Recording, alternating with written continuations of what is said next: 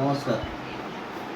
आज आपण शिष्यवृत्ती परीक्षा 2026 वर्ग 7वा विषय गणित यामध्ये प्रश्न क्रमांक 28 पाहणार आहोत. यामध्ये दिलं आहे आपल्याला 8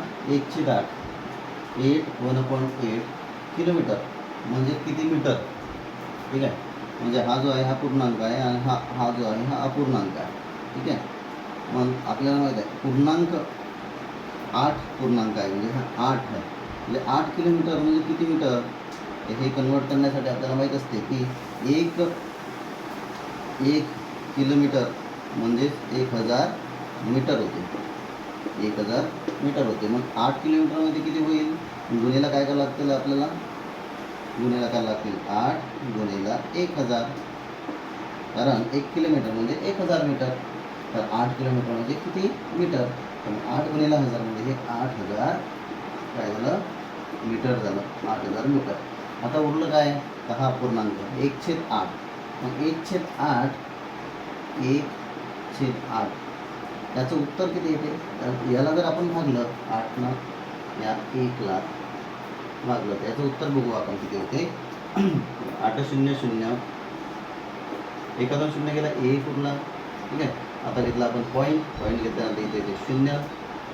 8 दुनी 16 मोठे होतात. मग 8 1 8, पुन्हा 10तून 8 गेले उरले किती? 2. पुन्हा 0 दिला आपण. त्यानंतर 8 दुनी 16, पुन्हा इथं 2 आले, इथं 16 झाले. उरले किती? पुन्हा 4 उरले. ठीक आहे, पुन्हा 0 दिला. 8 पंच 40.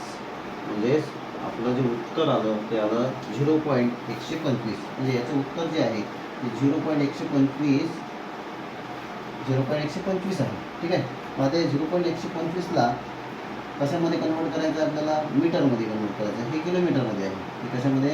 किलोमीटरमध्ये. मग याला कन्वर्ट करण्यासाठी काय करायला लागेल? 0.125 गुणीला काय करायला लागेल? 1000. आपण याला जेव्हा आपण गुणाकार करतो तेव्हा हे जे पॉईंट आहेत ते पॉईंट या साईडला राईट साईडला काय होतात?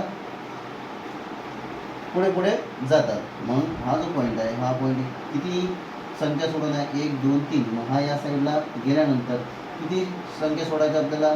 1 2 3. 3 शून्य आहेत. 3 शून्य आहेत म्हणून या साईडला हा 1 2 3 म्हणजे इथे येईल. म्हणजेच उत्तर काय येईल? 125. किती येईल? 125.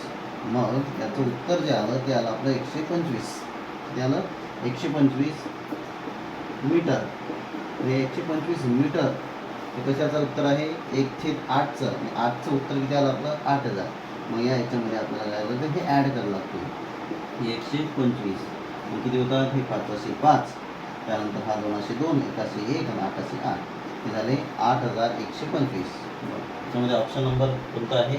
तर ऑप्शन नंबर 4 8125 हे आहे याचं उत्तर. ओके, ठीक आहे, समजलं.